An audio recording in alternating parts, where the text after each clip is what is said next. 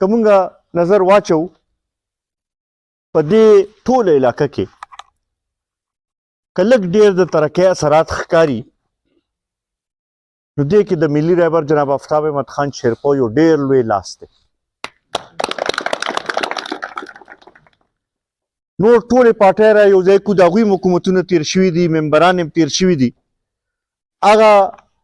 د هغوی ټولو هر څه یو طرف ته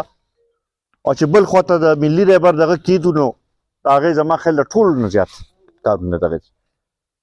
اوس په دې خبرې باندې زما خیال هر څوک پوهېږي چې که موږ خپل د مسایلو حل غواړو موږ د خپل علاقې پسماندګي لرې کول غواړو موږ خپل علاقې ته څنګه چې ذاکر حاجي صاحب مطالبه وکړه د ګیس راوستل غواړو د تعلیم سهولتونه غواړو د صحت سهولتونه غواړو سړکونه غواړو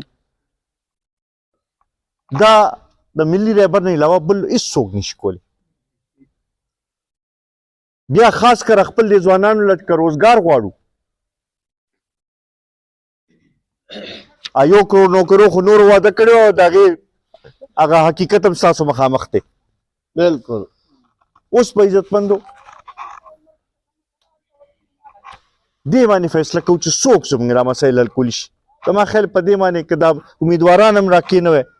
نو هغوی به هم درته دا وایي چې لکه ګیس غواړی او دا کارونه غواړي نو بیا ډیوې له ووټ ورکوي آفتاب خان له ووټ ورکوي ځکه چې بل څه لاره دغه نشته.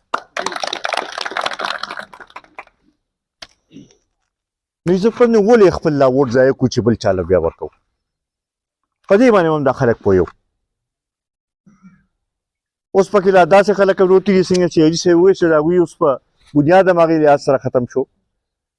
یو وخت کې موږ سره وو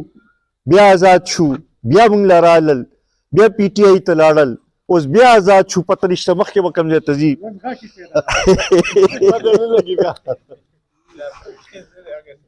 نو داسې خپل لا ووټ ضایع کړو او که نه یو مقصد لپاره استعمال کړو چې هغه د دې علاقې په فایده شي. دې لپاره عزتمندو زما به تاسو سره دا درخواست وي څنګه چې نن ذاکر حاجي صاحب دي او کریم خان حاجي صاحب دي او تاسو ټولو فیصله وکړه دغه شانتې جرګې جوړې کړئ او نورو خلکو ته هم کښېنئ او هغوی هم په دې خبرې باندې پوه کړئ چې د دې وخت دا ضرورت دی زموږ د علاقې دا ضرورت دی زموږ د قوم دا ضرورت دی چې موږ د ملي رهبر جناب آفتاب احمد خان شیرپو لاس مضبوط کړو ډیوې له ووټ ورکړو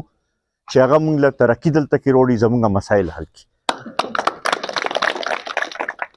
زه یو ځل بیا د ذاکر حاجي صاحب د کریم خان حاجي صاحب ستاسو ټولو ډېر زیات مشکور یم په دې باندې تاسو نه لږ معذرت هم غواړم لږ لیټ هم شو خو زموږ پروګرام او په هغې کې لږ ټایم ولګېد نو په دغې به تاسو راته معافي کوئ او انشاءالله ستاسو د خدمت لپاره ستاسو د مسایلو د حل لپاره به هر وخت حاضر یو او انشاءالله دا علاقه به ترقۍ په لاره واړوو. ډېره مهرباني.